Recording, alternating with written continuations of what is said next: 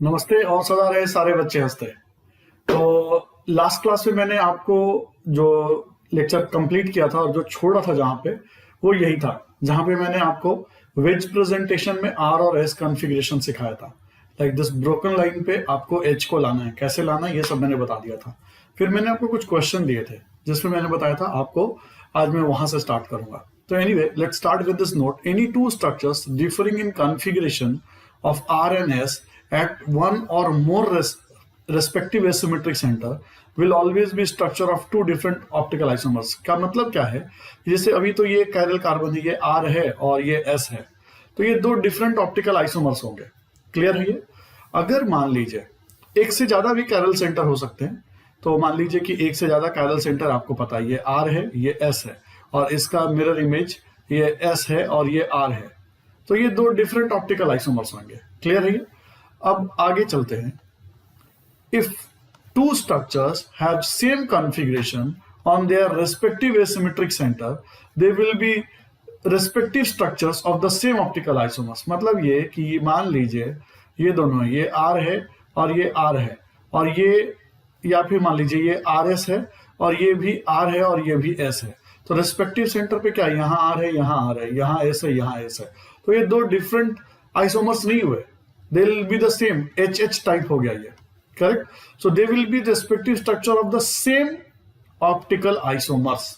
I hope you understand. ठीक है, तो हम इन दोनों को एक ही काउंट करेंगे, लिखेंगे जैसे ये फर्स्ट है और सेकंड है।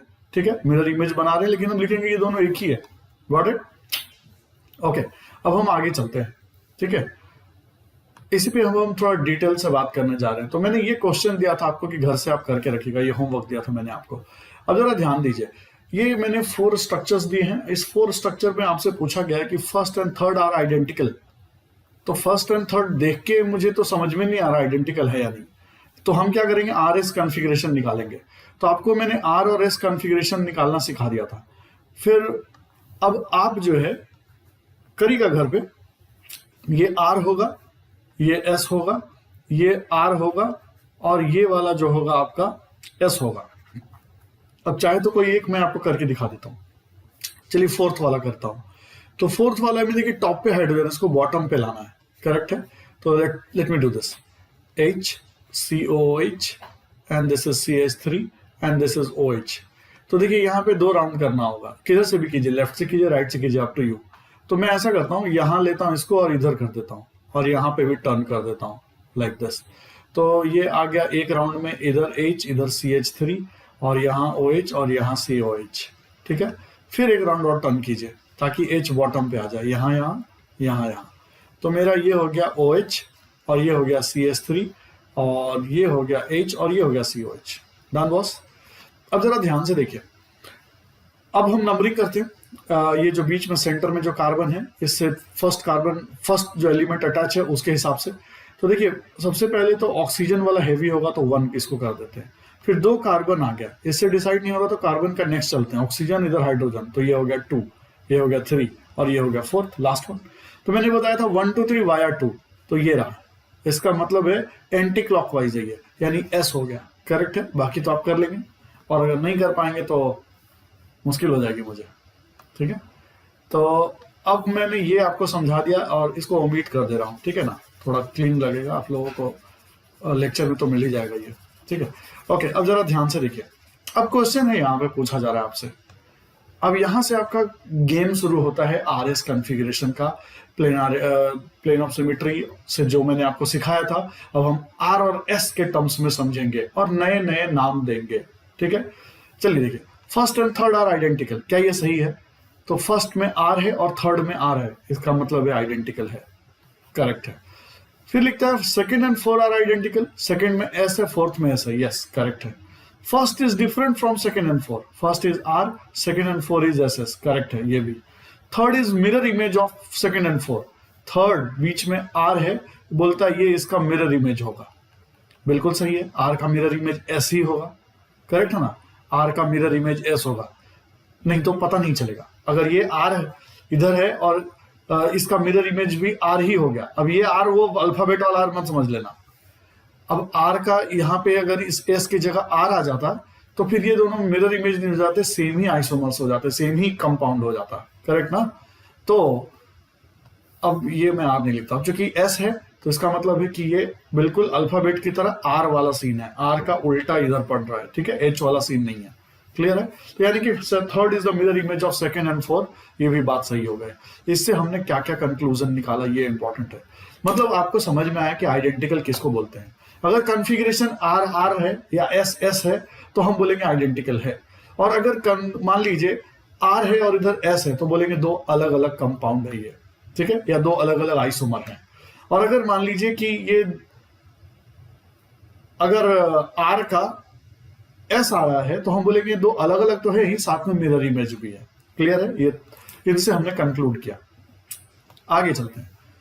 To structures can be non super imposable. अब समझ में आ गया होगा आपको, नॉन सुपर इम्पोजिबल जो ओवरलैप नहीं करता है, यानी आर आर वाला टाइप, ठीक है, आर आर अल्फाबेट वाला type. non-superimposable mirror image. The structure can be non-superimposable mirror image if each of each other only when they have opposite configuration on their all respective asymmetric center. If not, then they are not even the mirror image. क्या मतलब है ये समझिए बात को। प्यारे बच्चों, ये आर हो गया और जरूरी थोड़ी एक ही कायरल हो, दो दो कायरल है, तो आर का उल्टा यहाँ पे एस होना चाहिए और एस का उल्टा आर होना चाहिए, तभी हम बोलेंगे they are the mirror image of each other. नहीं तो हम बोलेंगे ये मिरर इमेज भी नहीं है।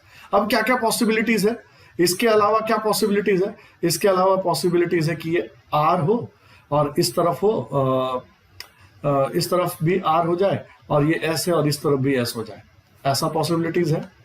बस ये मिरर इमेज नहीं होगा। समझ गए। देखिए आइडेंटिकल हो गया, आर एस उल्टा नहीं है तो ये आइडेंटिकल हो गया सेकंड वाला। और क्या पॉसिबिलिटीज है, और एक पॉसिबिलिटीज दिखाता हूं। आर हो गया, इधर एस हो गया और इधर एस है और इधर एस हो गया। देखिए ये इसका तो कोई पैटर्न भी नहीं है, ये तो सेम पैटर्न है, ये समझ में आता है और बोलेंगे आइडेंटिकल है, यानी कि सेम ही कंपाउंड को हम लिख रहे हैं। इसको तो कोई पैटर्न ही नहीं है। ऐसा कभी हो सकता है कि मैं ऐसे हाथ दिखाऊं मिरर में और ये हाथ मेरे सर पे दिखाई दे, संभव ही नहीं है ना। तो ये हो गया नो पैटर्न, ठीक है, नो पैटर्न। अब ये देखिए ये वाला में पैटर्न क्या है, अपोजिट पैटर्न है। क्या है, अपोजिट, ठीक है। तो ये मिरर इमेज कहलाएगा, ये मिरर इमेज कहलाएगा। This is the mirror image, mirror image. और दूसरी बात है कि दोनों अलग अलग पैटर्न में है। अब मैंने यहां जो कंपाउंड लिया है ये आर एस वाला, ये डी सिमिलर लिया है, डी सिमिलर, ठीक है। अब ये डी सिमिलर का क्या मतलब हो गया कि जिसमें प्लेन ऑफ सिमेट्री नहीं है वो वाला लिया हुआ है। ऐसा केक लिया हुआ है जिसको आप बराबर नहीं काट सकते, उसके ऊपर मैं ये बात कर रहा हूं, ठीक है। तो फर्स्ट वाला केस इस तरह का हो सकता है, सेकंड ऐसा हो सकता है, थर्ड। तो अगर फर्स्ट वाला केस ऐसा हुआ तो ये दो आइसोमर्स हो गए, ये वाला और ये वाला दो आइसोमर हो गया। इन दोनों को बोलते हैं इनांशियोमर्स ऑफ ईच अदर। क्या बोलते हैं, इनांशियोमर ऑफ ईच अदर, करेक्ट है। दोनों क्या हो गए, इनांशियोमर्स हो गए एक दूसरे के। अब यहाँ पे देखिए ये जब आर एस दोनों सेम हो गया तो बोलेंगे कि ये दो अलग अलग कंपाउंड नहीं है, सेम ही कंपाउंड है। अगर मान लीजिए ये आर एस है, आर एस है, ये आर एस है और एस एस है, नो पैटर्न है, तो इसको बोलते हैं डायस्टीरियोमर। क्या बोलते हैं, डायस्टीरियोमर। एक नया नाम देते हैं, जब कोई पैटर्न नहीं रहता है तो हम बोलते हैं डायस्टीरियोमर। और अगर सिमिलर हो गया यानी कि रेस्पेक्टिव सेंटर में आर एस सेम आ रहे हैं तो हम इसको बोलेंगे सेम ही कंपाउंड है।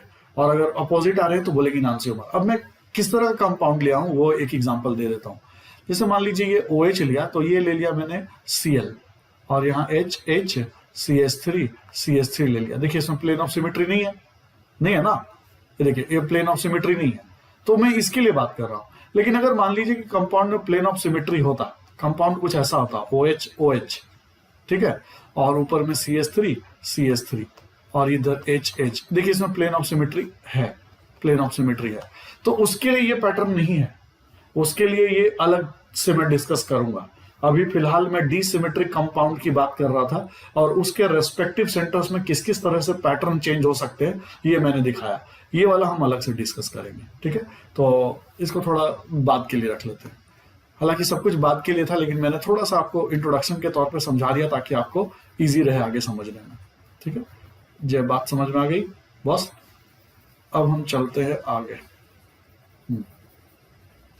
तो मैंने 3 तरह के आपको बताए, आइडेंटिकल कंपाउंड हो सकते हैं, या फिर डाइस्टीरियोमर्स हो सकते हैं जब कोई पैटर्न मैच नहीं कर रहा हो, और अगर एग्जैक्टली अपोजिट है तो हम इनांशियोमर बोलेंगे।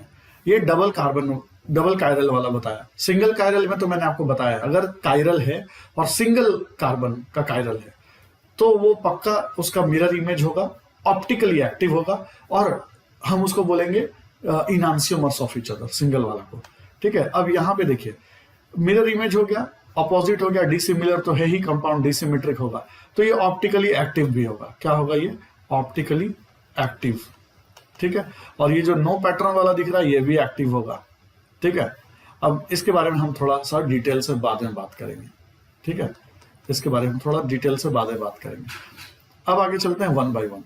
ये मैंने कंपाउंड ले लिया प्यारे बच्चों। देखिए अब इस कंपाउंड में मैंने ऑलरेडी कॉन्फ़िगरेशन निकाल दिया, आपको निकालने तो आता ही होगा।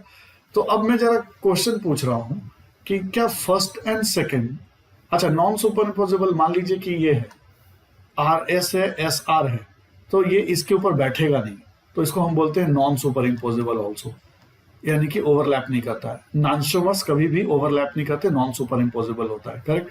अब ये देखिए RR है, ये SS है, तो ये सुपर इम्पोज कर सकता है। ठीक है, आइडेंटिकल है, तो आइडेंटिकल का क्या मतलब है? सेम ही चीज है, उसको क्या सुपर इम्पोज कराना नहीं कराना। ठीक है, तो इस यहाँ पे हम कोई सुपर इम्पोज वाला वर्ड भी यूज नहीं करते क्योंकि सेम ही चीज है। ठीक है, अब आगे देखिए ये SR है, ये RS है, और ये RR है। 3 तरह के पैटर्न मैंने ले रखे हैं। First is super imposable mirror image of second. क्या ये सही है कि फर्स्ट और सेकंड सुपर इम्पोजेबल है? तो देखिए ये S है, यहाँ R है, ये R है, यहाँ S है, तो इसका मतलब गलत है, ये नॉन सुपर इम्पोजेबल होगा। करेक्ट। देखिए प्लेन ऑफ सिमेट्री तो है नहीं, नो प्लेन ऑफ सिमेट्री, पहली बात तो, यानी कंपाउंड डिसिमेट्रिक हो गया, ऑप्टिकली एक्टिव हो गया, और दो कायरल कार्बन है, और दोनों पे रेस्पेक्टिव सेंटर में जस्ट अपोजिट है। इसका मतलब they are enantiomer of each other, enantiomer of each other. और इनांशियोमर्स हो गए तो नॉन सुपर इम्पोजेबल हो जाएगा, एक दूसरे पे बैठेंगे नहीं। बोलता है फर्स्ट इज सेम एज, पहला किसके जैसा है? एग्जैक्टली आइडेंटिकल, तो दूसरा कहीं SR दिख रहा है क्या? नहीं दिख रहा है। Second is same as, RS कहीं दिख रहा है? नहीं दिख रहा है, तो सेकेंड किसी के बराबर नहीं है, फर्स्ट भी किसी के बराबर नहीं है, और आगे भी है। अब मैंने ये लिया है फर्स्ट वाला, पीछे का ही फर्स्ट वाला कंपाउंड है, ये फर्स्ट वाला लिया, इसको जगह नहीं था इसलिए इधर बनाया फर्स्ट वाला। इसका मिरर इमेज दिखा रहा हूं, देखिए ये मिरर इमेज बन गया इसका, HBr OHH एंड दिस। अब देखिए फर्स्ट वाले का RS मैंने लिखा था, ये देखिए SR है, ये SR है, SNR, तो इसका मिरर इमेज पक्का RNS होगा। चेक करना चाहते हैं तो रुकिए दिखाता हूं, चलिए मैं खुद ही बना देता हूं उधर। हाँ देखिए ये OH इधर है, इधर BR है, करेक्ट, तो शायद वो इसके जैसा नहीं है। OH BR अपोजिट है, दिख रहा है ना, OH और BR अपोजिट है, इसलिए इसको फर्स्ट वाला तो नहीं बोलेंगे। ठीक है, इसको हम लोग दे देते हैं फोर्थ एंड फिफ्थ नाम दे देते हैं। OH BR इसके जैसा है कोई, इधर OH BR नहीं है इसके जैसा कोई, तो हम इसका नाम दे देते हैं फोर्थ। ठीक है, इसका हम फोर्थ नाम दे देते हैं और इसका फिफ्थ नाम दे देते हैं। चलिए इसका फिफ्थ नाम दे देते हैं। ओके, चलिए अब हम इसका कॉन्फ़िगरेशन निकाल देते हैं। ये जो मैंने येलो कलर से लिखा है उसको हटा देते हैं और आपके सामने मैं खुद निकालता हूं। ओके, और देखते हैं क्या होता है। प्यारे बच्चों जरा देखिए, पहले वाले का निकालते हैं इसका। तो मैं नीचे वाले को पूरा G पकड़ लेता हूं, है ना, नीचे वाले को G पकड़ लिया, ये वाला को पूरा का पूरा G पकड़ लिया, इधर OH है और इस तरफ H है, इस तरफ CH3 है। बॉटम लाइन पे लाना H को, तो G के साथ ये चला जाएगा, G यहाँ, H यहाँ, तो यहाँ पे भी चेंज होगा CH3 और OH। सबसे पहले 1 देंगे ऑक्सीजन को, फिर 2 देंगे इस G वाले को, और फिर 3 देंगे, तो 1 2 3 वाया 2 कर दिया। तो ये देखिए R की तरह हो गया, है ना, क्लॉकवाइज हो गया, तो ये मेरा R हो गया। ठीक है, अब हम जरा इसका दूसरा वाला पार्ट देखते हैं, नीचे वाला। तो ऊपर वाला G ले लेते हैं, इधर BR है, इधर H है, इधर CH3 है, करेक्ट है। तो अब मैं H को नीचे लेके आता हूँ, तो H को नीचे लेके आता हूँ, तो ये हो गया H, और यहाँ आ जाएगा CH3, यहाँ आ जाएगा G, और यहाँ BR। अब नंबरिंग करते हैं। सबसे पहले नंबरिंग में 1 BR को होगा, 2 G को आ जाएगा, 3 और ये 4, 1 2 3 वाया 2, 1 2 3 है ना, वाया 2, ये भी R हो गया, करेक्ट, ये भी R हो गया। अब जरा इसको देखते हैं ये क्या आता है। अब मैं इसको ओमिट करूं, 1 2 3 वाया 2, ये भी सही किया ना, H नीचे ले आया, G इधर लाया, 1 2 3 करेक्ट। अब जरा इधर देखते हैं, इसको ओमिट कर देता हूं और दूसरे वाले का भी निकालता हूं, ठीक है। आप लोग को समझ में आ रहा होगा कैसे निकालते हैं, ठीक है। तो ये रहा, दूसरे वाला पार्ट का निकालते हैं। ऊपर का निकालता हूं तो नीचे G हो गया, ये OH हो गया, ये H हो गया और ये CH3 हो गया, करेक्ट है। अब एक्सचेंज करते हैं, H को नीचे लाना है तो G इधर, H इधर, तो यहाँ पे भी चेंज हो जाएगा CH3OH, OH 1 number, G 2 number और ये 3 नंबर और ये तो 4th है। तो 1 2 3 वाया 2, तो देखिए क्या हो गया, उल्टा हो गया, इनकी ये S हो गया। और ये वाला भी देख लेते हैं, BR इधर, G इधर, H इधर, CH3 इधर, इसको चेंज करते हैं। तो ये मेरा हो गया, H को नीचे लाना है तो CH3 इधर और यहाँ पे G इधर BR 1 नंबर, ये 2 नंबर, ये 3 नंबर और ये 4। सो 1 2 3 वाया 2, तो देखिए ये भी S, यानी R का अपोजिट आ रहा है, करेक्ट ना। ये इस तरफ R है तो इधर S, ये इस तरफ R है तो इधर S। इसका मतलब है 4th and 5th are the mirror image, obvious सी बात है, 4th and 5th are mirror image. अब जो यहाँ पे कुछ आगे से रिलेटेड भी कुछ चीजें समझाना चाहता हूं। अब इसको मैं पहले एक बार वोमिट कर लेता हूं, ये बात आप समझ गए होंगे कैसे R और S निकालते हैं हम लोग, ठीक है। अब जरा ध्यान से देखिए, जब हम यहां पे बात करते हैं ना कि ऊपर आ रहे हैं और नीचे आ रहे हैं, इसका मतलब ये नहीं है कि यहाँ पे प्लेन ऑफ सिमेट्री है। आपको दिख रहा होगा कि प्लेन ऑफ सिमेट्री होने के तो कोई चांसेस नहीं है, नीचे BR है, ऊपर OH है, करेक्ट है ना। तो और यहाँ पे भी आप देख रहे होंगे OH BR है, तो प्लेन ऑफ सिमेट्री होने के तो चांसेस नहीं है। ऊपर R नीचे R से हम ये कंक्लूजन कभी भी नहीं निकालेंगे कि ये कंपाउंड में प्लेन ऑफ सिमेट्री है, ऑब्वियस सी बात है। तो 4 and 5th, 4 is same as second बोलता है, तो पीछे देखते हैं सेकेंड क्या है। सेकेंड में मेरा RS है, ठीक है, रॉन्ग है, ठीक है। RR के इक्वल लग रहा है, ये कैसा लग रहा है, RR के इक्वल, यानी कि 4 इज सेम एज थर्ड ना, 4th is same as third के इक्वल हम बोल सकते हैं, करेक्ट है। तो हम यहाँ पे थर्ड लिख देंगे,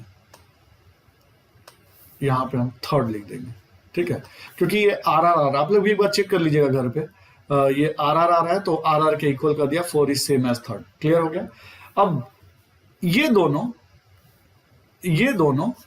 इनांशियोमर होंगे, इसमें कोई दिक्कत नहीं है, इनांशियोमर ऑफ ईच अदर हो जाएंगे, दो अलग अलग ऑप्टिकल आइसोमर्स हो जाएंगे, इसमें कोई दिक्कत नहीं क्योंकि रेस्पेक्टिव सेंटर पे अलग अलग आ रहे हैं, क्लियर है मामला यहां से क्लियर। पीछे भी देखना चाहे तो एक बार देख सकते हैं आप, मैंने यही बताया था, RS होना चाहिए, SR होना चाहिए, ठीक है, और अपोजिट होना चाहिए, ठीक है। तो ये हो गया हमारा काम खत्म। अब नीचे वाला देखते हैं प्यारे बच्चों, नीचे में विज प्रेजेंटेशन में लिखा हुआ है, तो देखिए ये S है, ये S है, first and second is SS, third and fourth is RS, यहाँ कोई मिरर नहीं बना रखा है। अब यहाँ पे क्वेश्चन है आपसे कि फर्स्ट इज आइडेंटिकल टू 2, सही है बात, ये भी S है, ये भी S है, तो आइडेंटिकल होगा। बोलता है थर्ड इज आइडेंटिकल टू किसके साथ, वो पूछ रहा है ये क्वेश्चन में, आइडेंटिकल टू व्हाट, ठीक है। तो थर्ड इज आइडेंटिकल, R कोई है क्या, कोई नहीं है, इसीलिए क्रॉस किया हुआ है, ठीक है। यहाँ पे भी ना बेसिकली क्वेश्चन था आपसे कि 4 इज सेम एज सेकेंड, तो आंसर नो होता, तो मैंने इसको सीधा 3 कर दिया है, ठीक है। अब देखिए जरा ध्यान से, 4 is identical to first and second is same, SS, इसका मतलब ये करेक्ट है। आगे बढ़ते हैं, अब जरा इसको देखिए, अब ये भी क्वेश्चन ले लिया, अब इस पे भी कुछ क्वेश्चन है कि first and second are identical, क्या ये सही है। तो सबसे पहले देखिए यहाँ पे अपना दिमाग ये बोलता है कि बॉस यहाँ प्लेन ऑफ सिमेट्री आ गया, प्लेन ऑफ सिमेट्री आ गया, इसका मतलब कंपाउंड मेरा सिमिलर हो गया, ठीक है, सिमेट्रिक हो गया, यानी इसको अगर कट करेंगे तो COO CH3 इसके ऊपर बैठ जाएगा, COO, अरे ये क्या, यहाँ पे तो H है और ये CH3 है, यानी कि ये वाला OH और ये वाला OH को देख के आप सिमिलर मत समझ लेना और प्लेन ऑफ सिमेट्री मत बना देना, ऊपर नीचे भी थोड़ा ध्यान रख लेना, कई बार ये गलती लोग कर देते हैं, ठीक है। तो यहाँ पे देखने से तो ऐसा लग रहा था अरे OH दिखा तो बार बार प्लेन ऑफ सिमेट्री बना रहे हैं, ऊपर भी ध्यान दे लो, तो ऊपर वाला देखो COO CH3 है, आम का पेड़ है, और नीचे वाला अमरूद है, कभी भी मैच नहीं करेगा। तो इसका मतलब है कि there is no plane of symmetry. ठीक है, OH OH देखने से सिर्फ काम नहीं चलेगा, आपको सारे ग्रुप देखने पड़ेंगे। तो ये मैंने प्लेन ऑफ सिमेट्री हटा दिया। अब फिर फर्दर आगे चलते हैं। अब इसका मतलब ये हो गया नॉर्मल, हम इसको डील करेंगे। तो इसको जब आप कॉन्फ़िगरेशन इसका करेंगे तो ये ऊपर वाला R आ जाएगा, नीचे वाला S आ जाएगा, घर पे कर लीजिएगा। और ये देखिए सेकंड जो कंपाउंड बनाया है वो सेम ही है। ये COH ऊपर में है और ये COH CH3 नीचे में है, बस इसको रोटेट किया हुआ है। ठीक है, तो ऊपर वाला R आ गया और नीचे वाला S हो गया। तो बोलता है कि first and second are identical. क्या फर्स्ट और सेकंड आइडेंटिकल है? तो दिख रहा है यस, RR SS, इसका मतलब है कि करेक्ट है, फर्स्ट एंड सेकंड आइडेंटिकल हैं। First is non super impossible mirror image of second. बिल्कुल सही बात है कि ये क्या नॉन सुपर इम्पोजिबल होगा। तो प्यारे बच्चों, मैंने बोला था कि एसिमेट्रिक सेंटर पे अपोजिट होना चाहिए। ध्यान से देखिए, ये R है तो यहां पे S होना चाहिए, ये S है तो यहां R होना चाहिए, लेकिन ऐसा है नहीं। करेक्ट है ना, ये ऐसा है नहीं, एसिमेट्रिक नहीं है। अब जरा ध्यान से सुनिए, इस क्वेश्चन में first is non super impossible mirror image of second लिखा है, और देख के तो लग रहा है कि ये R है और यहां पे उल्टा तो है नहीं।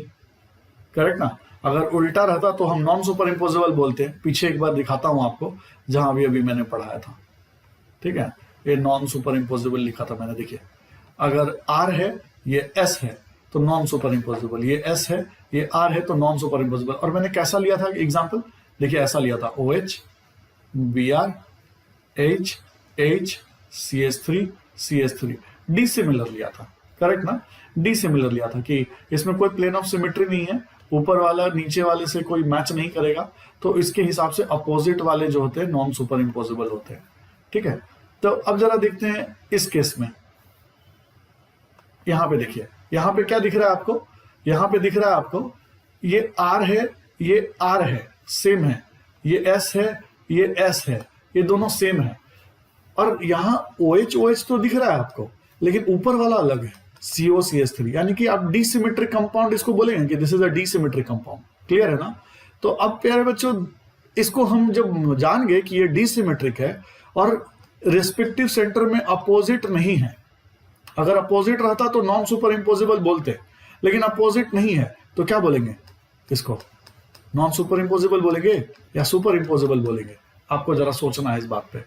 अगर तो मान लीजिए कि अपोजिट होता, यहां R होता, यहां S होता और यहां S यहां R होता, तब तो हम इसको नॉन सुपर इम्पोजिबल बोल देते, कोई दिक्कत वाली बात नहीं कि first is non super imposable of second.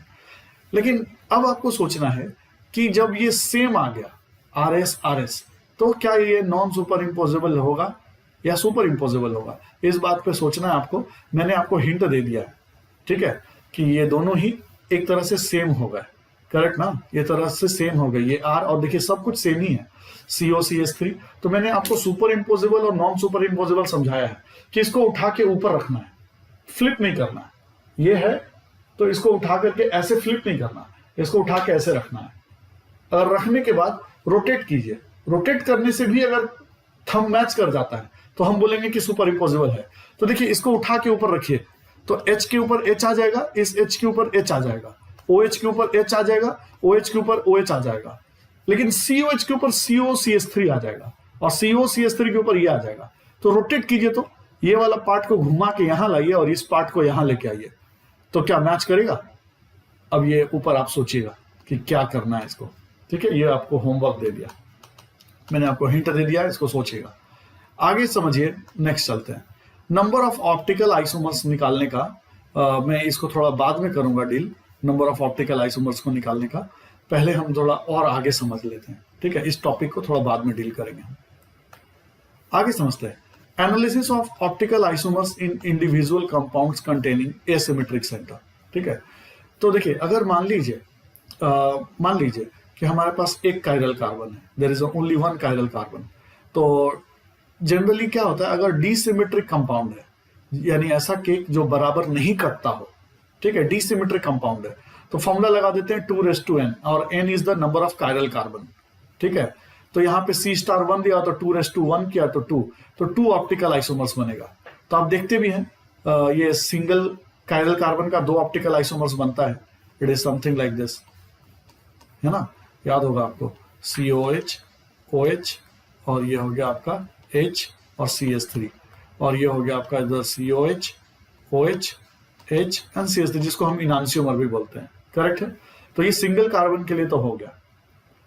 आगे चलते हैं। अभी नंबर ऑफ ऑप्टिकल आइसोमर्स निकालना हम बाद में सीखेंगे, अभी थोड़ा सा और हम पहले बेस स्ट्रॉन्ग कर लें।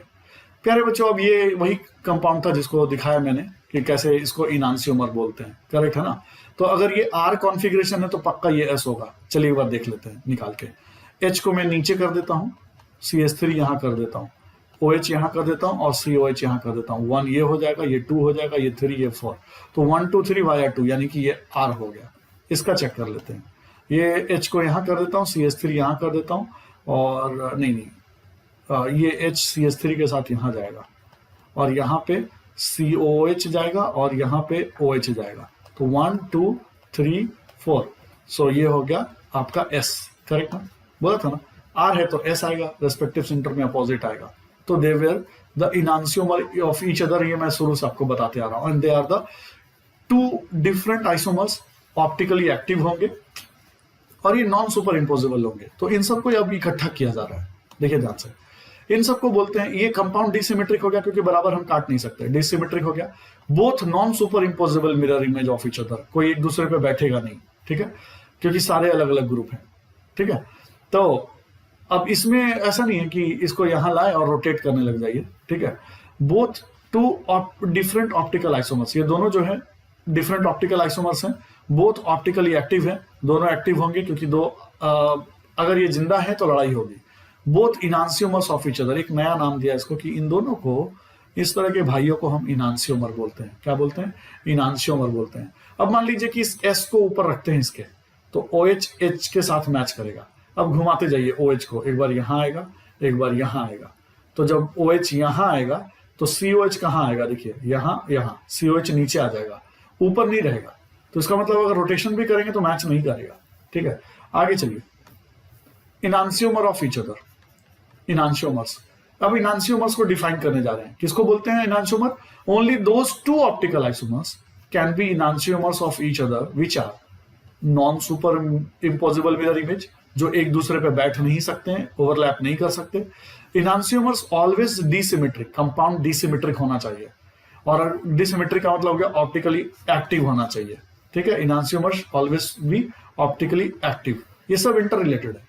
इन pair of enantiomers configuration will be opposite on all respective centre. देखा आपने, R का S हो गया था, ये तो एक कायरल कार्बन का था। अगर 2 कायरल कार्बन होगा तो मैंने अभी भी दिखाया था, R का S हो जाएगा, S का R हो जाएगा, RR है तो SS हो जाएगा, no exception. Optical activity of enantiomers will be always equal in magnitude and opposite in direction. इसका क्या मतलब है कि जो आप इनांशियोमर्स होता है, इधर R और S का मैग्नीट्यूड सेम होगा, यानी डेक्स्ट्रो रोटेटरी और लेवो रोटेटरी का बराबर होगा। 50-50% आप बोल सकते हैं कि ये 50% और ये 50% होगा।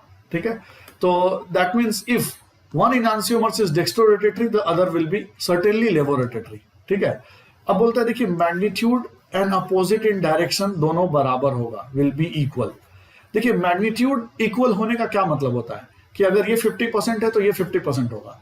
डायरेक्शन अपोजिट होने का मतलब क्या बोलता है? एक डेक्स्ट्रो होगा तो लेवो होगा। करेक्ट। डेक्स्ट्रो को हम प्लस से रिप्रेजेंट करते हैं। किससे रिप्रेजेंट करते हैं? डेक्स्ट्रो को हम प्लस से रिप्रेजेंट करते हैं, लेवो को हम लोग माइनस से रिप्रेजेंट करते हैं। लेकिन अगर ये 50-50% हो गया, करेक्ट ना, अगर मान लीजिए किसी ऑर्गेनिक कंपाउंड से हम प्लेन पोलराइज लाइट को पास करें, ये ऑर्गेनिक कंपाउंड है PPL, प्लेन पोलराइज लाइट को पास करें, तो क्या क्या पॉसिबिलिटीज है? ऐसा पॉसिबिलिटीज है कि सारा लाइट टिल्ट हो, इधर भाग जाए, डेक्स्ट्रो हो जाए, हो सकता है। दूसरा पॉसिबिलिटीज है कि इधर भाग जाए, टोटली कंप्लीट इधर हो जाए, लेवो हो जाए। और ऐसा भी पॉसिबल है कि दोनों तरफ भाग जाए, डेक्स्ट्रो एंड लेवो, कि ये 50% मिला और ये 50% मिला, या 30-30% मिल गया, है ना। तो जब दोनों बराबर मिलेगा तो हम बोलेंगे कि ये मिक्सचर बन रहा है। जब इधर और इधर दोनों तरफ आपको मिलने लग जाए तो हम बोलेंगे कि डेक्स्ट्रो एंड लेवो का मिक्सचर मिल रहा है। अदरवाइज हम बोलेंगे कि सिर्फ डेक्स्ट्रो मिला या तो सिर्फ लेवो मिला। तो जब मिक्सचर मिलता है ना, डेक्स्ट्रो एंड लेवो, तो हम बोलते हैं कि अब इस मिक्सचर का एक नाम देते हैं, रेस्मिक मिक्सचर बोलते हैं इसको। क्या बोलते हैं? Racemic mixture. ठीक है, ध्यान रखिए, मिक्सचर जब मिलेगा डेक्स्ट्रो एंड लेवो का तो हम बोलेंगे रेस्मिक, जिसमें प्लस और माइनस दोनों कंपाउंड मिलेंगे आपको। ठीक है, और अगर सिर्फ इस तरफ राइट भागता है तो हम बोलेंगे डेक्स्ट्रो, लेफ्ट भागता है तो हम बोलेंगे लेवो, ठीक है, एल डी, स्मॉल डी है, ठीक है।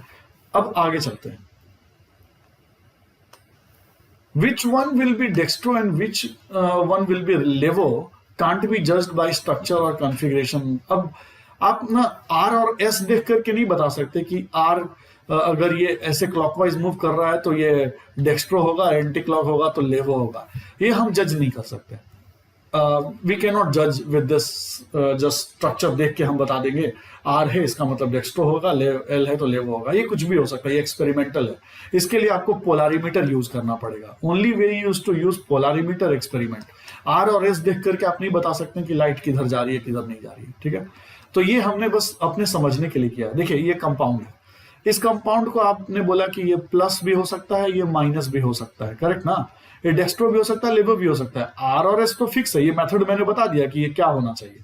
ये माइनस भी हो सकता है, ये प्लस भी हो सकता है, लेवो भी हो सकता है, डेक्स्ट्रो भी हो सकता है, और ऐसा भी हो सकता है कि दोनों मिक्सचर हो, थोड़ा सा ये हो, थोड़ा ये हो, थोड़ा ये हो, ऐसा भी हो सकता है, क्लियर। और कुछ पार्ट जो है न्यूट्रल चला जाए, यानी 60 हो गया, 40% स्ट्रेट पास कर गया। मैंने बोला था ना कुछ बच्चे जो है नहीं जीवित रह पाते हैं, और कुछ जो जीवित रहते हैं ऐसा सा हो गया कि एक कुछ बच्चे जीवित रह गए, कुछ भाई कुछ बहन, और कुछ नहीं जीवित रह पाए, करेक्ट ना। ये पॉसिबिलिटी हो सकता है, ऐसा नहीं हो सकता कि कंप्लीटली डेड हो जाए, करेक्ट। तो ये वाला रूल आउट कर रहे हैं।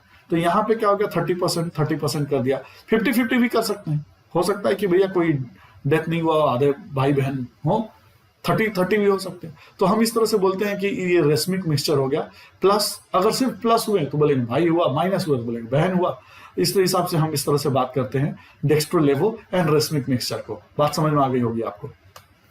आगे समझिए, and equimolar mixture of enantiomers is called racemic mixture. बात समझ गए। जब इक्वल मोल में हमें ये मिलने लग जाते हैं मिक्सचर, डेक्स्ट्रो का भी लेवो का, तो हम बोलते हैं कि रेसमिक मिक्सचर बन गया। Racemic mixtures are optically inactive. ये बोलता है कि जो रेसमिक मिक्सचर होते हैं वो ऑप्टिकली इनएक्टिव होते हैं। अब आप बोलोगे कि सर इनांसियोमर तो ऑप्टिकली एक्टिव होते हैं, आर है और एस है तो ऑप्टिकली एक्टिव है, तो अभी आप बोल रहे हो कि रेसमिक मिक्सचर ऑप्टिकली इनएक्टिव हो गया। इसका क्या मतलब हो गया कि जितने भाई हैं उतने ही बहन होने चाहिए। ऐसा भी हो सकता है ना, ज्यादा भाई होगा ज्यादा कम बहन, ज्यादा बहन कम भाई, ऐसे हो सकते हैं। लेकिन रेसमिक हम उसको बोलेंगे जब plane polarized light equally dextro और इक्वली लेवो की तरफ बराबर जाए, यानी कि 50-50 में डिवाइड हो, 30-30 में डिवाइड हो, गॉट इट। तो हम बोलेंगे कि ये रेसमिक मिक्सचर है। तो जितने भाई उतने बहन, तो जितने भाई उतने बहन हो गए तो न्यूट्रलाइज हो गया, झगड़ा लड़ाई का कोई बात ही नहीं उठता, है ना। तो अब अगर मान लीजिए बहन की संख्या कम हो तो आप जानते हैं बहन को ज्यादा प्रायोरिटी मिलती है घर में, है ना। तो उसी तरह से हाँ, ये और बात है कि जनरल लाइफ में भाइयों की संख्या ज्यादा हो, भाइयों की संख्या कम हो तो भाइयों को ज्यादा प्रायोरिटी मिलेगा, ऐसा नहीं होता है। पता नहीं, चलो आगे देखते हैं। Racemic mixtures are optically inactive, ठीक है। ये बात समझ में आ गई क्यों ऑप्टिकली इनएक्टिव। झगड़ा लड़ाई का कोई बात ही नहीं, सब बराबर, जहां मैंने बोला इक्वल हो गए मामला खत्म। सो इनएक्टिव बना दिया उसको हमने, because dextro isomers is compensated और cancelled by rotation due to laevo isomers, correct ना। और racemic mixture optically inactive due to external compensation, correct है। तो क्या होता है कि भाइयों को बहनों की जिम्मेदारी भी मिलने लग जाती है, और जब बहन नहीं रहती है तो भाइयों को बहन की जिम्मेदारी होती नहीं है, और फिर तो तांडव करते रहते हैं। तो जब बहन रहती है घर में, इसलिए बहन का होना बहुत जरूरी है, because the brothers can understand the respect for the woman, got it. माँ बहन ये बहुत जरूरी है घर में।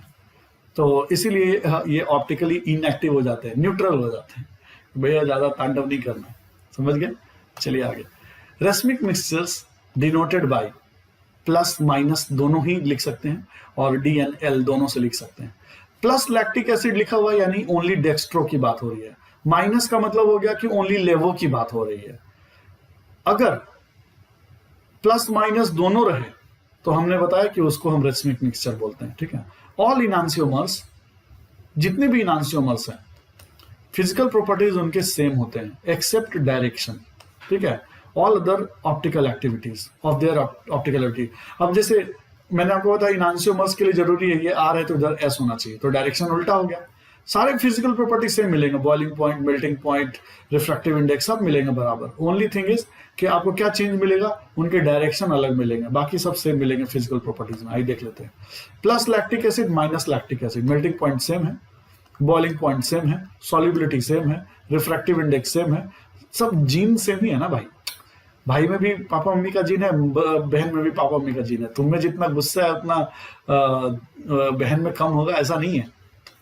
नॉर्मली हंसी मजाक में बोल रहा हूँ, इसको सीरियसली मत ले लेना कि नहीं मैं तो वैसी नहीं हूँ, मैं तो वैसा नहीं हूँ, ठीक है। इनांसियोमर्स केमिकल प्रॉपर्टीज सेम, इनांसियोमर्स के केमिकल प्रॉपर्टीज भी सेम होते हैं except when reagent is itself chiral. अब इसका क्या मतलब है जरा ध्यान से सुनो। अब हम जब रिएक्शन कराते हैं तो कुछ ना कुछ से रिएक्शन करवाते हैं, ठीक है। तो बोलता है कि except when reagent is itself chiral, अगर रिएजेंट कायरल है खुद तब केमिकल प्रॉपर्टी सेम नहीं रहता है, तब चेंज हो जाता है, ठीक है। Optically active, asymmetric, optically active molecule क्या है मतलब, इसका मतलब ध्यान से देखिए इधर। जैसे मैंने ये लिया है कंपाउंड, प्यारे बच्चों देखिए जरा ध्यान से, ये आपका डिसिमेट्रिक है, इसको मैंने CH3OH रिएजेंट है ये, ठीक है ना, ये रिएजेंट से अटैक कराया था। देखिए अब ये रिएजेंट तो कायरल नहीं है ना, 3 हाइड्रोजन आ गया, तो इसका मतलब है कि कायरल नहीं है, चारों अलग अलग होना चाहिए, तो ये कायरल नहीं है। तो मैंने दिखाया कि इससे जब मैंने CH3OH H+ के साथ अटैक कराया तो ये मेरा बन गया COCH3, ये प्रोडक्ट बन गया। फिर मैंने ये वाला D को इधर कर दिया, H को इधर कर दिया, ये ठीक है, R और S टाइप है, तो इसको अलग कर दिया, फिर से कराया, तो ये प्रोडक्ट मेरा बन गया, ठीक है। अब मैंने ऊपर में दिया रेट R1 और रेट R2, तो देखिए ये R1 R2 सेम होंगे दोनों के rate, because CH3OH is achiral, chiral नहीं है इसलिए।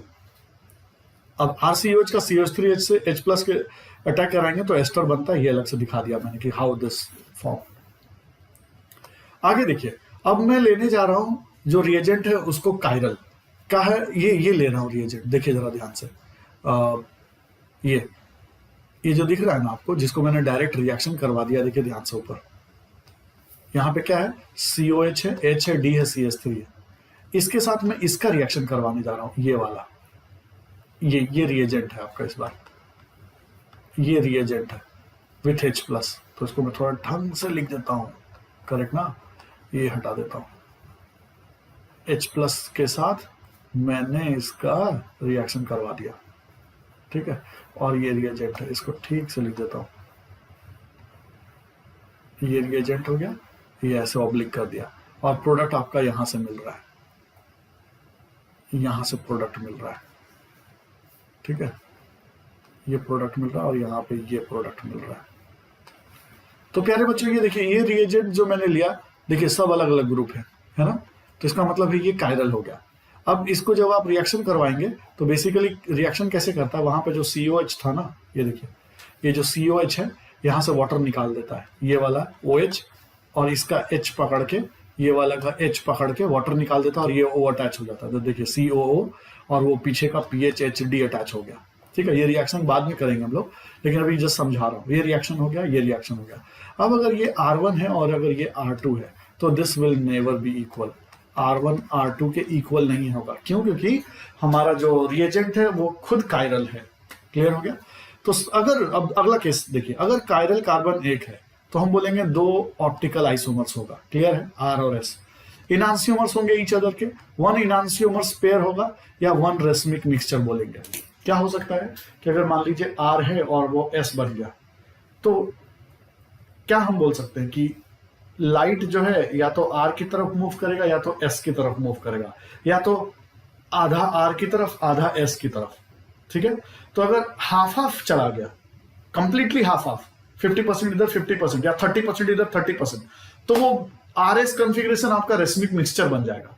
लेकिन अगर वो मान लीजिए 70-30 है, 60-40 है, तो वो मेरा इनांसियोमर रहेगा।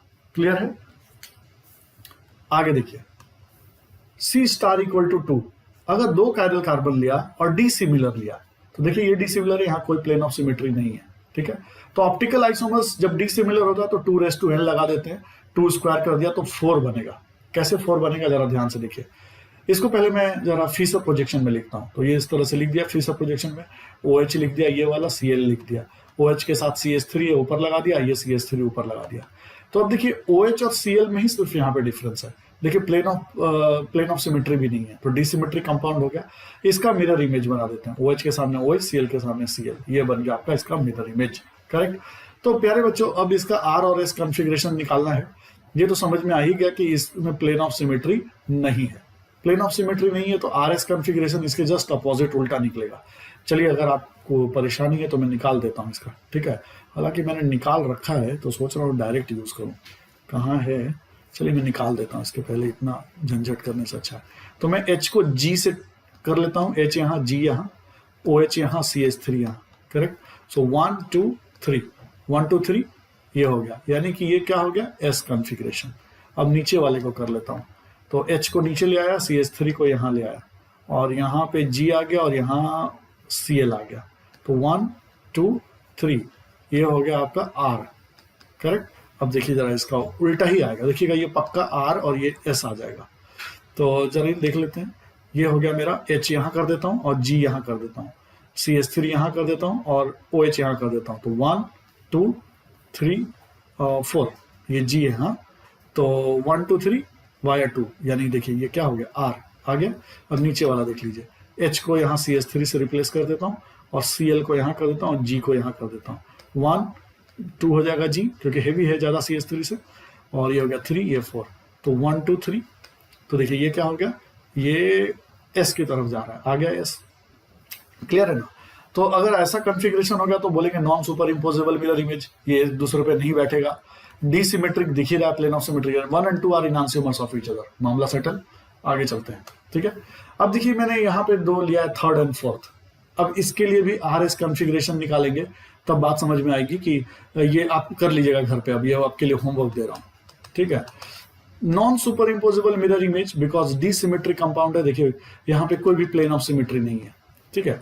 अभी देखिए प्यारे बच्चों, यहाँ पे मैंने लिखा था 2⁻², यानी 4, 2⁻² that is equal to 4। 4 isomers बनने चाहिए, तो 1 और 2 दो तो दिख ही रहा है आपको। अब दूसरा क्या तरीका हो सकता है कि ये OH और Cl को एक तरफ ना रख करके उल्टा कर दीजिए किसी एक को। तो मैंने ये जो अगला कंपाउंड लिया है ना, ये ऐसा ही लिया है, OH और Cl को अपोजिट लिख दिया है। कर सकते हैं। तो इस तरह से हमें 4 आइसोमर मिला। अब ये OH और Cl को भी देखेंगे तो RS कॉन्फ़िगरेशन वैसा ही मिलेगा। तो ये मिला non super imposable mirror image, ठीक है, because dissymmetric. 3rd and 4th are enantiomers of each other. अब मैं आपको इसका RS निकालना इसलिए जरूरी है कि अब ये डायस्टीरियोमर आ गया, तो पक्का पीछे वाले से इसका पैटर्न मैच नहीं करेगा। देखिएगा ध्यान से। अब जरा मैं निकालता हूं ऊपर वाले के लिए, तो मैं H यहां कर देता हूं, G यहां कर देता हूं, CH3 इधर और OH इधर। तो 1 2 3, तो ये हो गया आपका R। करेक्ट। यहां इसको करता हूं, तो ये H हो गया, CH3 हो गया, और ये कर देता हूं G और ये Cl।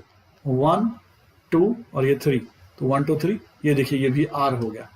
इसको कर देता हूं, H यहां, तो G यहां, CH3 यहां, OH यहां। 1 2 3 4, सो 1 2 3 ये हो गया। देखिए उल्टा जा रहा है, S हो गया, पक्का ये भी S होगा, ठीक है। तो इसको देख लेते हैं, H यहां, CH3 यहां, और यहां पे आ गया G और Cl यहां। 1 2 3, तो 1 2 3 बाय 2। देखिए ये क्या हो रहा है? ये भी S। तो देखिए R का अपोजिट हो गया S, R का अपोजिट हो गया S, यानी कि they are the enantiomer of each other. Dissymmetric तो आपको दिख ही रहा है कि प्लेन ऑफ सिमेट्री नहीं है, और जब इनहांसियोमर हो गया और डिसिमेट्रिक हो गया तो नॉन सुपर इम्पोजेबल हो जाएगा, दोनों एक दूसरे पे ओवरलैप नहीं करेंगे। अब पीछे वाले से कंपेयर करते हैं। अब पीछे वाले में देखिए SR था, SR, और आगे लास्ट वाले पेज में देखिए RR है, SS है। तो अब आपसे पूछ सकता है what is the relation between first and third, first and fourth. इन दोनों में फर्स्ट के साथ क्या रिलेशन है या सेकंड के साथ क्या रिलेशन है? तो कोई पैटर्न नहीं है ना, वो SR है, ये RR है, ना अपोजिट है और ना ही सेम है। तो जब कोई पैटर्न नहीं मैच कर रहा तो हम लोग, मैंने अभी आपको थोड़ी देर पहले बता दिया था, उसको डायस्टीरियोमर बोलते हैं। तो first is diastereomer of 3rd and 4th, second is diastereomer of 3rd and 4th। आपसे पूछ सकता है थर्ड के बारे में, तो थर्ड इज द डायस्टीरियोमर, पीछे वाला page, first and second. Fourth के लिए भी सेम हो गया। तो अब आपको यहां से डायस्टीरियोमर समझ में आ गया होगा। एक बात और बता दूं कि diastereomers always exist when C star greater than 1। एक कायरल कार्बन के लिए कभी भी डाइस्टीरियोमर एग्जिस्ट नहीं करता, ठीक है, क्योंकि R है तो अगला क्या होगा, R हो सकता है, S है तो अगला S हो सकता है, R है तो S हो सकता है, लेकिन R का अपोजिट हो सकता है S, या सेम हो सकता है, लेकिन पैटर्न ना मैच करे ऐसा कुछ हो सकता है सिंगल कायरल के लिए, नहीं हो सकता, ये डबल में ही ऐसा पॉसिबल है। तो diastereomers exist in only when there is a chiral carbon 2 और मोर देन 2, ठीक है। आगे देखिए डायस्टीरियोमर्स के बारे में, all those optical isomers which are not mirror image of each other are called diastereomers. अब देखिए ये मिरर इमेज तो है नहीं ना, ये देखिए SR है और ये RS है, तो they are mirror image of each other. ये RR है, ये SS है, they are the mirror image of each other. लेकिन ये RR है और वो RS है पीछे वाला, तो कैसे मिरर इमेज बनेगा? मेरा जो मैं हाथ दिखा रहा हूं मेरे सर पे थोड़ी दिखाई देगा, क्लियर है? तो diastereomers are not the mirror image of each other, clear है? तो डायस्टीरियोमर्स हो गए। Diastereomers arises only when C star is greater than 1, दो कायरल दो से ज्यादा के लिए करेगा। Any two optical isomer is called diastereomers only if configuration on all respective center is neither same nor opposite, ना सेम होगा ना अपोजिट होगा, ठीक है। आगे देखिए, means if two optical isomers are not enantiomer then they are certainly diastereomers, यानी अगर वो एक दूसरे के अपोजिट नहीं है, ठीक है, एक दूसरे के अपोजिट नहीं है, R A का S, S का R नहीं है, तो ये पक्का है कि वो डायस्टीरियोमर होंगे, देयर इज नो पैटर्न। अब आप बोलेंगे कि सर ऐसा हो सकता है ना, सेम हो सकता है, तो सेम बोलने का तो कोई मतलब ही नहीं है ना, वो तो सेम अपने आइसोमर्स बनाया ही नहीं, इसका मतलब है। तो आप उसको क्या बोलेंगे कि इधर सर इधर R इधर S है और इधर RR है, तो समझ में आया कि दे आर डायस्टीरियोमर्स। लेकिन अगर सर मान लीजिए कि RS की जगह ऐसा हो जाता RS ही आता, तब तो डायस्टीरियोमर्स नहीं होगा ना। अरे तो इन दोनों में तो कोई फर्क ही नहीं हुआ ना, फिर they are the same only, got it? आगे बढ़ते हैं, आगे बढ़ते हैं। यहां पे कुछ एग्जांपल्स हैं, उसको समझ लेते हैं, आपको और बेटर समझ में आएगा। देखिए ये एग्जांपल है, यहां पे देखिए क्या लिया हुआ है, ऊपर CH3 HH है, OH और Cl है, ये S है, ये R है, और ये इसका मिरर इमेज है, RS है, अपोजिट है, S का R का S, तो दे आर द ये क्या हो जाएंगे, इनांसियोमर हो जाएंगे, इनांसियोमर ऑफ ईच अदर। अब देखिए नीचे में क्या है, RR SS, तो ये देख लीजिए प्लेन ऑफ सिमेट्री नहीं है, मामला खत्म। तो डिसिमेट्रिक कंपाउंड है, R का S है, R का S है, तो ये भी इनांसियोमर हो जाएंगे। लेकिन अगर आपसे कोई पूछेगा कि ये दोनों क्या होंगे, तो बोलेंगे डायस्टीरियोमर्स, डायस्टीरियोमर्स होंगे, ये दोनों भी डायस्टीरियोमर्स होंगे, ठीक है, ये दोनों भी डायस्टीरियोमर्स होंगे। अब देखिए बीच में इनांसियोमर लिखा हुआ है, लेकिन आप समझ गए होंगे कि if there is no pattern का मतलब हो गया कि बस वो डायस्टीरियोमर्स होंगे, क्लियर है? चलिए अच्छी बात है, अब आप समझ में आ गया होगा, क्लियर हो गया। अब आगे चलते हैं, ठीक है, ये लीजिए, all physical and chemical properties of diastereomers will be different, सारे फिजिकल केमिकल प्रॉपर्टी सेम होंगे। अब देखिए ये जो दोनों है ना, ये दोनों इनांसियोमर है, इनांसियोमर, और ये वाला जो है ना डायस्टीरियोमर है, यानी इसमें कोई पैटर्न नहीं है। आप निकाल के देखिएगा, RS कॉन्फ़िगरेशन निकाल के देखिएगा तो आपको समझ में आ जाएगा।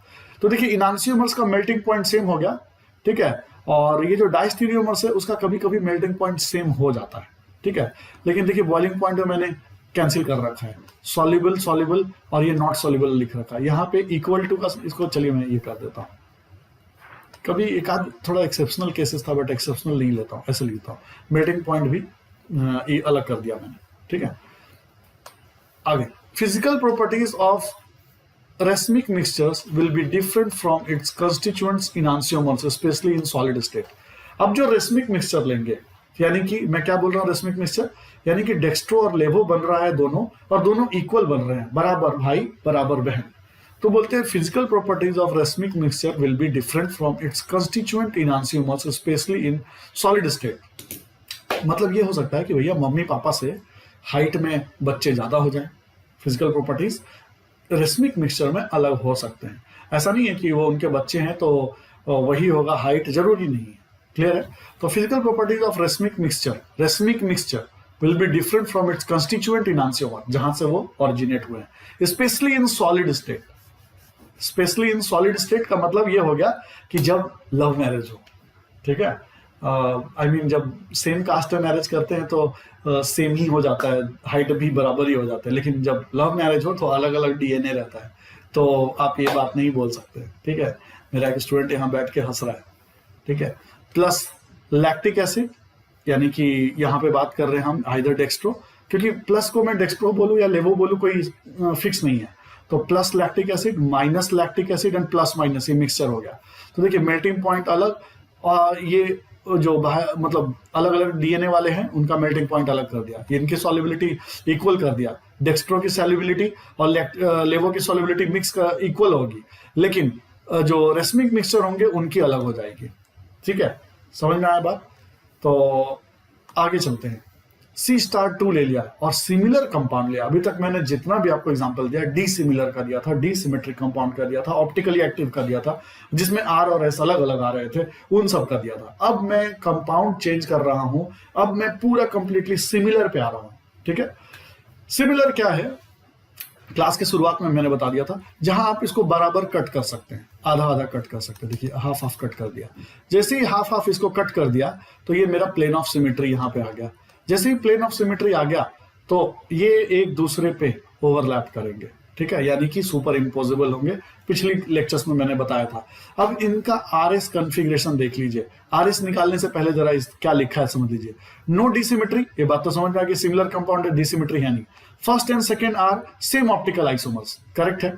ये दोनों एक दूसरे का जो मतलब क्या बोलते हैं, जुड़वा है, ठीक है। ऑप्टिकली इनएक्टिव है, ठीक है। ऑप्टिकली इनएक्टिव मतलब आई मीन बोले तो दोनों लड़कियां ही हैं या तो दोनों लड़के, तो बराबर हो गया, ठीक है। ज्यादा किसी को प्यार मिलेगा मम्मी पापा से, कम मिलेगा, ऐसा वाला सीन नहीं है। इन दोनों को बोलते हैं मेसोमर ऑफ ईच अदर, यानी कि ऐसे जुड़वा बच्चे जो दोनों लड़कियां हो जाए या दोनों लड़के हो जाए और देखने में सेम ही टाइप हो, तो उसको बोलते हैं मेसोमर ऑफ ईच अदर। अब आप निकाल के देखना चाहें तो निकाल के देखिए, ये वाला आर होगा, नीचे वाला एस होगा। फिर भी क्या है कि रिकॉर्डिंग है भैया, कोई क्लेम ना कर दे, इसलिए लिख देता हूँ। एच इधर लिख देते हैं, जी इधर लिख देते हैं, इधर CH3 लिख देते हैं, इधर OH लिख देते हैं। तो 1 2 3 ये क्या हो गया, ये हो गया भैया S, करेक्ट। ये वाला निकाल लेते हैं, H को नीचे, इधर CH3 लिख दिया, इधर लिख दिया G, इधर लिख दिया OH। तो 1 2 ये क्या हो गया भैया R, करेक्ट। यहाँ देख लीजिए, पक्का इसका अपोजिट हो जाएगा, देख लीजिए। ये H यहाँ लिख दिया, G यहाँ लिख दिया, CH3 यहाँ लिख दिया और ऊपर OH लिख दिया। 1 2 3, करेक्ट। तो 1 2 3 वाया 2, यानी कि ये क्या हो गया, R हो गया। अब कुछ डाउट रह गया है, ये H, ये CH3, ये OH और ये G, तो 1 2 3 वाया 2, तो ये कर दिया, ये क्या हो गया, S हो गया, करेक्ट। तो देखिए भैया, S का R हो गया, R का S हो गया।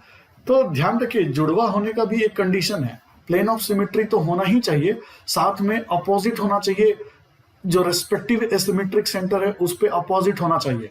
अगर ये सेम आ गया, कायदे से मान लीजिए कि अगर यहाँ पे भी S और यहाँ पे भी R हो जाता, तब तो ये सेम ही हो जाता, गॉट इट, तब तो ये सेम ही हो जाता, S और R सेम ही हो जाता, आइडेंटिकल हो जाता। लेकिन ये अपोजिट होना चाहिए, RS होना चाहिए, ध्यान रखिएगा। ये मत सोच लीजिएगा कि ये भी S और R हो जाना चाहिए, तो आइडेंटिकल हो जाएगा पिछले बार की तरह। तो इसलिए हम ये वाला कंसीडर नहीं करेंगे, ध्यान रखिएगा, RS होना चाहिए। तो हमने लिखा no dissymmetricity, I mean no dissymmetric compound, यानी कि इसको लिखेंगे मीन्स सिमेट्रिक कंपाउंड, ठीक है। First and second are same optical isomers, दोनों सेम ऑप्टिकल आइसोमर्स हैं, ऑप्टिकली इनएक्टिव है, मेसोमर्स ऑफ ईच अदर है, ठीक है। अब ध्यान से आगे, अब मैंने क्या किया है पिछले के क्वेश्चन में और इस क्वेश्चन में, इस OH का जस्ट पोजीशन चेंज कर दिया, इस OH को इधर कर दिया, जैसे पिछली बार डिसिमेट्री में किया था। अब देखिए इसमें प्लेन ऑफ सिमेट्री नहीं है, नो प्लेन ऑफ सिमेट्री, ठीक है, नो प्लेन ऑफ सिमेट्री। तो इसको क्या बोलते हैं, ये डिसिमेट्रिक कंपाउंड हो गया। तो थर्ड एंड फोर्थ क्या हो जाएगा, इनांसियोमर्स ऑफ ईच अदर। जैसे डिसिमेट्रिक हो गया, हम पक्का बोल देंगे इनांसियोमर। इनांसियोमर के लिए भी कंडीशन है, रेस्पेक्टिव सेंटर पे उल्टा होना चाहिए। अगर पैटर्न नहीं मैच कर रहा है, इसका मतलब डायस्टीरियोमर्स हो जाएगा। तो आप चेक कर लीजिएगा, ये इनांसियोमर्स होगा। आगे देख लीजिए कि मेसोमर क्या होता है। प्यारे बच्चों, इसी को हम मेसोमर बोलते हैं। इन दो भाई बहनों को जो कि इस तरह से होते हैं, जो इस तरह के होते हैं, रेस्पेक्टिव सेंटर में उल्टा होते हैं, इनको हम मेसोमर बोलते हैं। ठीक है, अगर सेम हो गए एस, जैसे जो यहां है वही यहां हो गया, तो हम मेसोमर नहीं बोलेंगे। ठीक है, तो अगर अपोजिट हुए तो हम बोलेंगे मेसोमर। अब मेसोमर के बारे में बात कर रहा हूं। ऑप्टिकली इनएक्टिव आइसोमर्स होते हैं। अब बात करते हैं कि ये ऑप्टिकली इनएक्टिव कैसे हो गया भाई। तो बेसिकली क्या होता है ना, इसमें भी हाफ हाफ कैंसिल हो जाता है। कैसे, देखिए इसमें कहीं लिखा होगा आगे, चलिए मैं इधर बता देता हूं। ये वाला जो एस है ना, मान लीजिए कि ये एस को मैंने इधर से दिखाया ऐसे, तो इस आर का जो रोटेटरी डायरेक्शन है वो इधर दिखाया, तो ये ना एक दूसरे को कैंसिल आउट कर देते हैं। इनके जो रोटेशंस होते हैं एक दूसरे को कॉम्पनसेट करते हैं। रेसमिक में इधर वाला इधर वाले को कर रहा था, भाई बहन। इसमें भाई बहन वाला सीन नहीं है, इसमें क्या है, दोनों एक ही जो है अपर पार्ट और लोअर पार्ट दोनों मिलके कॉम्पनसेट कर देते हैं। ठीक है, और कॉम्पनसेट करने की वजह से ये मेरा जो होता है इनएक्टिव हो जाता है मेसोमर। ठीक है, ऑप्टिकली इनएक्टिव आइसोमर्स इसलिए बोलते हैं optical.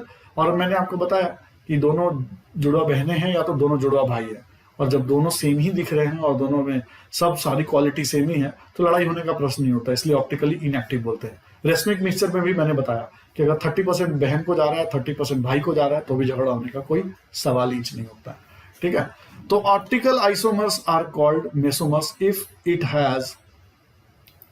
It has super imposable mirror image. क्या है, optical isomers are called mesomers if it has super imposable mirror image. देखा ना आपने, सुपर इम्पोजेबल के लिए जरूरी है प्लेन ऑफ सिमेट्री होना चाहिए और रेस्पेक्टिव सेंटर पे अपोजिट होना चाहिए, तब वो सुपर इम्पोज करेगा, नहीं तो नहीं करेगा।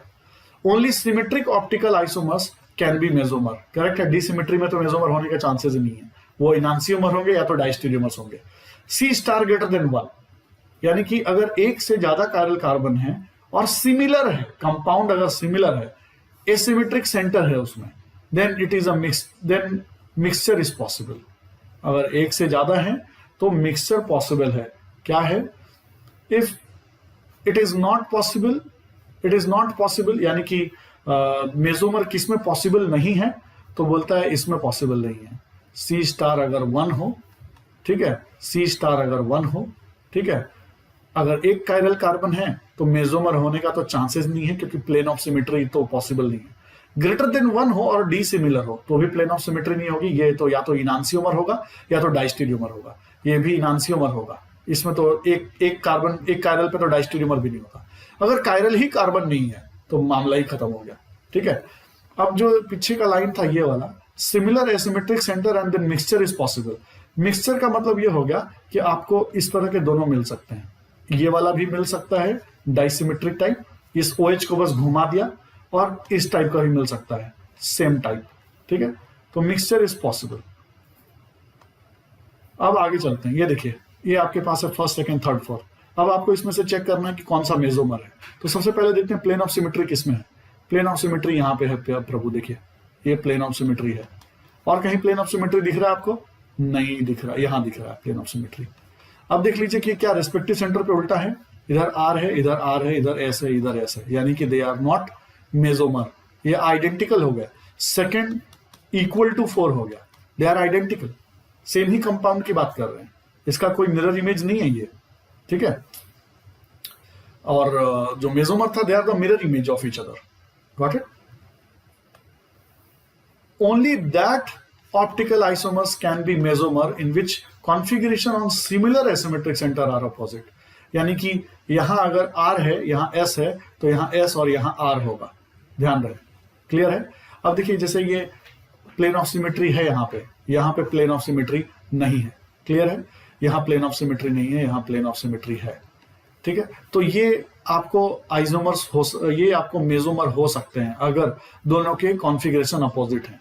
ये तो मेसोमर कभी भी नहीं होगा, ये मेसोमर हो ही नहीं सकता, भले ही सारे ग्रुप सेम हैं, लेकिन ये मेसोमर नहीं हो सकता क्योंकि ये प्लेन ऑफ सिमेट्री यहाँ पे नहीं है। ठीक है, तो या तो ये नीचे वाला जो दोनों है ये इनांसियोमर हो सकते हैं, या तो आपको डायस्टेरियोमर्स हो सकते हैं। ठीक है, तो आप RRSS निकाल के देख लीजिएगा, समझ में आ जाएगा आपको। थोड़ा आप लोग भी काम कीजिए। A optical inactivity of a mesomer is caused by, देखिए वही बात है, cancellation of optical rotation in the same molecule. More clearly, if one half of the molecule is dextro, then the other half molecule will be levo. on the same magnitude. Hence, one half is cancelled by the rotation of the other half of the same molecule. Clearly, this process of cancellation of rotation is intramolecular. अपने आप में ही होता है, intramolecular. Racemic में intramolecular नहीं था. That is why mesomer is said to be optically inactive due to internal compensation. दिखा दिया, ऊपर वाला R है, नीचे वाला S है, तो डेक्स्ट्रोलेवो हो गया, कैंसिल आउट हो गया. इसलिए हमारा मेसोमर जो होता है वो क्या होता है? Optically inactive. जी पार्ट है, magnitude and direction of optical rotation depends upon following structural factor. अब बात करते हैं डायरेक्शन. तो डायरेक्शन अलग अलग था और मैग्नीट्यूड भी सेम था, इसकी वजह से कैंसिल आउट हो गया. तो ये मैग्नीट्यूड और डायरेक्शन किस चीज पे डिपेंड करता है? तो स्ट्रक्चरल फैक्टर पे डिपेंड करता है. एंड स्ट्रक्चरल फैक्टर किस पे डिपेंड करता है? Configuration on the asymmetric centre. Asymmetric centre के कॉन्फिगरेशन पे and group attach with the asymmetric centre. ये दो पार्ट पे डिपेंड करता है, first and second. These structural factor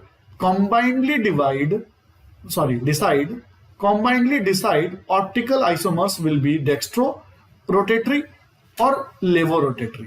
ये दोनों combinedly डिसाइड करते हैं, सिर्फ मैग्नीट्यूड से नहीं या तो सिर्फ रोटेशन से नहीं हम डिसाइड कर सकते हैं. और इनएक्टिव या तो डेक्स्ट्रो लेवो होगा या इनएक्टिव होगा. और मैग्नीट्यूड ऑफ रोटेशन ये फर्स्ट एंड सेकंड को दोनों को मर्ज करके हमको स्टडी करना पड़ता है. ठीक है, तो देखिए मान लीजिए ये आर आ गया, तो या तो आप उसको प्लस लिखिए या तो माइनस लिखिए, कहीं फिक्स नहीं है कि आर को आप प्लस ही लिखिए. ये हम लोग जनरली ले लेते हैं प्लस. एस को प्लस माइनस में कुछ भी ले सकते हैं. Hence all optically active compounds some are positive and some are negative. ठीक है, जो भी ऑप्टिकली एक्टिव है तो झगड़ा होगा, तो कुछ राइट डायरेक्शन कुछ लेफ्ट डायरेक्शन होंगे, यही लिखा हुआ है. Some are positive and some are negative. If configuration are opposite then one isomers is dextro and the other are laevo. Can't decide which will be dextro and which will be लेवो.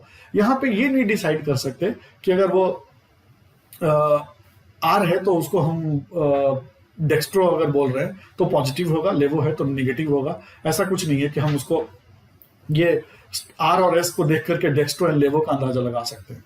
ठीक है, आगे है, देखिए ये are है और ये एस है. क्लियर है, तो इसका मतलब है they are the enantiomers of each other. Clear है. अब नीचे में देखिए, ये ऊपर और नीचे कॉम्पनसेट कर दिया, प्लस और माइनस कॉम्पनसेट कर दिया.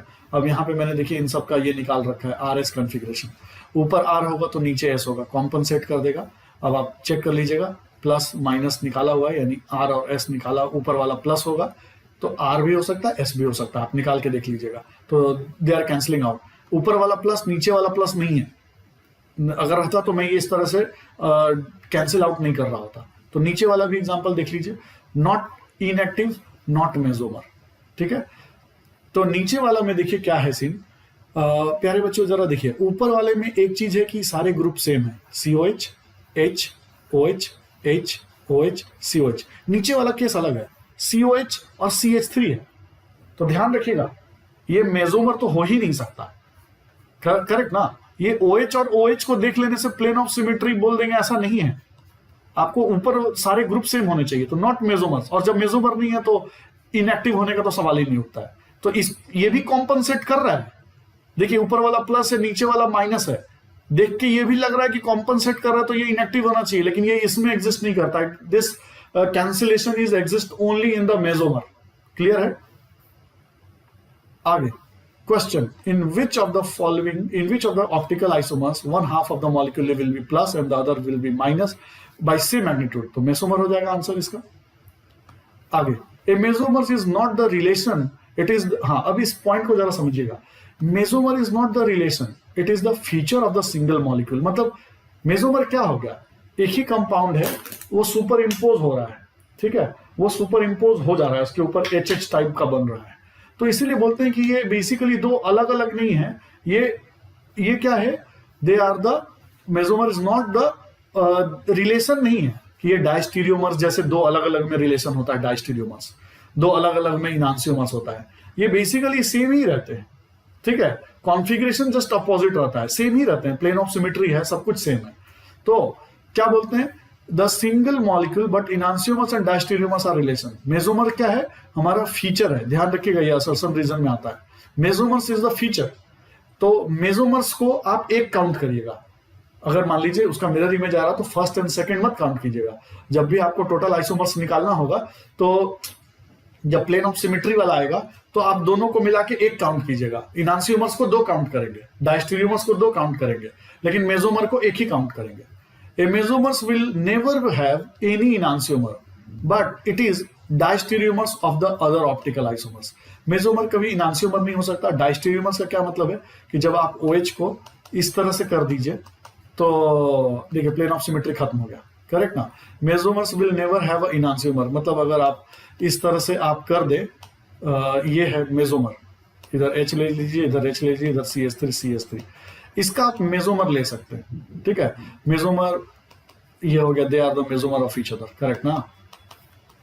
ये हो गया मेसोमर्स ऑफ ईच अदर। तो बोलता है ये कभी भी इनांसियोमर नहीं हो सकता, सवाल ही नहीं होता इनांसियोमर होने का, क्योंकि प्लेन ऑफ सिमेट्री आ गया। तो बोलता है but it is diastereomers of each other, each diastereomers of other optical isomers. इसके साथ आप जब चेंज करेंगे, ये वाला बनाएंगे, तो ये डायस्टेरियोमर्स बन सकता है जब आप इसका कॉन्फ़िगरेशन देखेंगे RS और इसमें कोई RS और इसमें कोई पैटर्न नहीं मैच करेगा। अगर ये SS हो जाए, कोई पैटर्न नहीं मैच करे, तो आप समझ जाइएगा कि डायस्टेरियोमर्स है। क्लियर है। आगे देखिए, अगर 2 कायरल कार्बन हो तो कंपाउंड 2 तरह का हो सकता है, डिसिमिलर हो सकता है या तो सिमिलर हो सकता है। 2 तरह का कंपाउंड हो सकता है।